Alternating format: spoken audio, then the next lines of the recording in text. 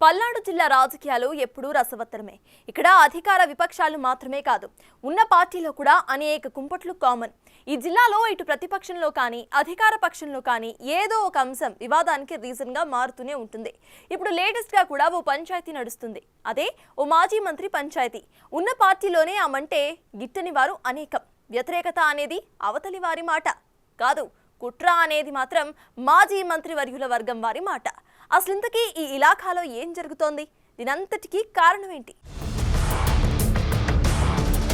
పల్నాడు జిల్లా చిలకలూరిపేట వైసీపీలో ప్రస్తుతం ఓ వర్గమంతా కూడా మాజీ మంత్రి విడదల రజనీ పనితీరుపై గుర్రుగా ఉన్నారు. ఈ ఆగ్రహం ఎంతలా ఉందంటే రజనీ వద్దు, జగనే ముద్దు అంటూ నినాదాలు వినిపిస్తున్నాయి. ఇదే స్లోగన్ తో పెద్ద ఎత్తున పోస్టర్లు ఇప్పుడు సోషల్ మీడియాలో దర్శనమిస్తున్నాయి. అయితే ఇదంతా విపక్షాల కుట్ర కానే కాదు, సొంత పార్టీలోనే ఓ వర్గం చేస్తున్న కుట్ర అనేది రజనీ వర్గం చేస్తున్న ఆరోపణ. ఇంతకీ రజనీపై వినిపిస్తున్న ఆరోపణలేంటంటే పార్టీ ప్రయోజనాలను పక్కన పెట్టి తన సొంత ప్రయోజనాలకే ఎక్కువ ప్రాధాన్యత ఇస్తున్నారనే టాక్ వినిపిస్తోంది. గతంలో మంత్రిగా ఉన్న సమయంలో సైతం కార్యకర్తలకు ఎలాంటి సమయం ఇవ్వలేదని, ఆమె దగ్గరకు వెళ్లాలంటే కనీసం 4 వ్యక్తుల్ని దాటుకున్న తరువాతే ఆమె దగ్గరకు వెళ్లగలమనే విధంగా చెప్తున్నారు. అయితే ఇదంతా కూడా రజనీ మీద జరుగుతున్న తప్పుడు ప్రచారమని, అంతా కావాలని చేస్తున్న కుట్ర అంటోంది రజనీ వర్గం.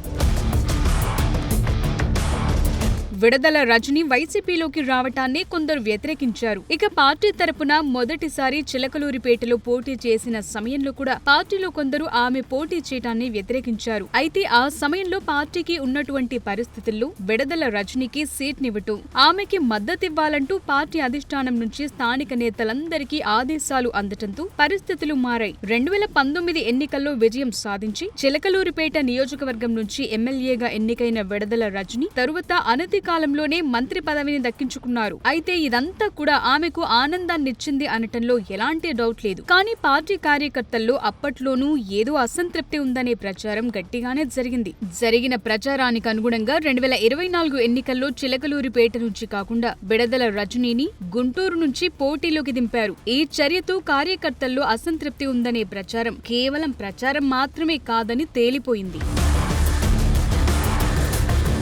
నియోజకవర్గాన్ని మార్చిన సమయంలో చిలకలూరిపేట కంటే గుంటూరులో వైసీపీ గెలవటం ముఖ్యమని, అందుకే చిలకలూరిపేట నుంచి గుంటూరుకు విడదల రజనీని మార్చారంటూ ఆమె వర్గం ప్రచారం చేసుకుంది. కానీ గుంటూరులో ఘోర ఓటమిని ఎదుర్కొన్నారు. ఈ ఓటమి తరువాత రజనీ తిరిగి చిలకలూరిపేట రాజకీయాల్లోకి ఎంట్రీ ఇచ్చారు. మళ్లీ ఆ సమయంలో కూడా ఆమె ఎంట్రీని వ్యతిరేకించారు స్థానిక నేతలు. మళ్లీ చిలకలూరిపేట రాజకీయాల్లోకి విడదల రజనీ వద్దు అంటూ అప్పట్లో కొందరు అధిష్టానం దృష్టికి తీసుకువెళ్లి పార్టీలో అంతర్గతంగా గట్టి చర్చ నడిచింది. కానీ అధిష్టానం కార్యకర్తలను, స్థానిక నేతలను కనీసం సంప్రదించకుండానే విడదల రజనీకి తిరిగి చిలకలూరిపేట ఇన్ఛార్జిగా అవకాశం ఇచ్చారు అనేది ఇప్పటికీ ఆ నియోజకవర్గంలో బహిరంగంగా జరుగుతున్న చర్చ.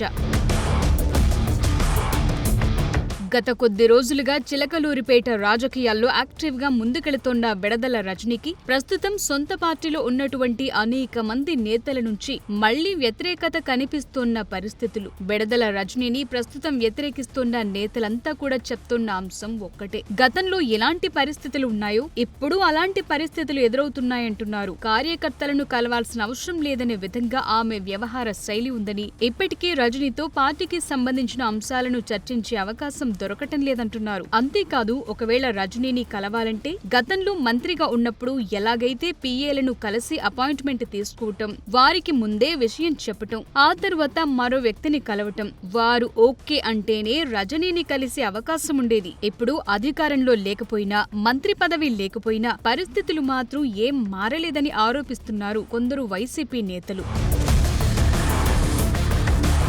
ఇప్పుడిదే అంశంపై ఒకరిద్దరు పోస్టర్లతో ప్రచారం చేయగా ఇదంతా కూడా టీడీపీ కుట్ర అని, టీడీపీ ఎమ్మెల్యే ప్రత్తిపాటి పుల్లారావు ఆదేశాలతోనే కొందరు పార్టీ వ్యతిరేక కార్యక్రమాలకు పాల్పడ్డారని ఆరోపణలు వినిపిస్తున్నాయి. ఇప్పటికే ఈ అంశాన్ని అధిష్టానం దృష్టికి తీసుకువెళ్లి వారిని పార్టీ నుంచి సస్పెండ్ చేయించారు రజనీ.